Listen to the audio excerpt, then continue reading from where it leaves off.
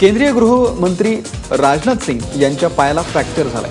दिल्लीतल्या निवासस्थानी morning walk घेत असताना त्यांचा पायाचा घोटा मुरगळला।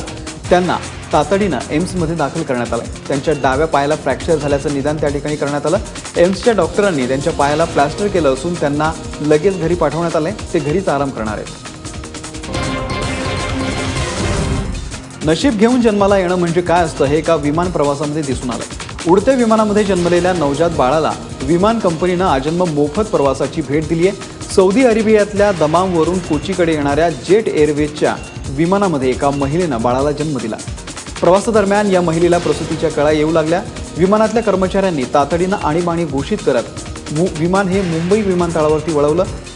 विमानात कोणीही डॉक्टर नव्हता, मात्र एक केरळ राज्यातील एक नर्स या विमानामध्ये प्रवास करत होती आणि तिच्या आणि इतर महिलांच्या मदतीने त्या महिलेनं या महिलेची प्रसूती केली आणि या बाळाचा जन्म झाला। सर्वात लोकप्रिय सोशल नेटवर्किंग साइट असणाऱ्या फेसबुककडून एक मोठी घोडचूक झाली आहे। फेसबुकने तांत्रिक बिघाडामुळे चुकून आपल्याच 1000 कर्मचाऱ्यांची माहिती संशयित दहशतवाद्यांना दिलेली आहे। दहशतवाद्यांचा प्रचार प्रसार आणि अश्लील पोस्ट रोखण्यासाठी हे कर्मचारी काम करत असतात। मात्र फेसबुक सॉफ्टवेअरमध्ये असलेल्या बगमुळे या कर्मचाऱ्यांचीच माहिती लीक झाली आहे। या प्रकारामुळे भयभीत झालेल्या एका कर्मचाऱ्यानं फेसबुकची नोकरी सोडली आहे।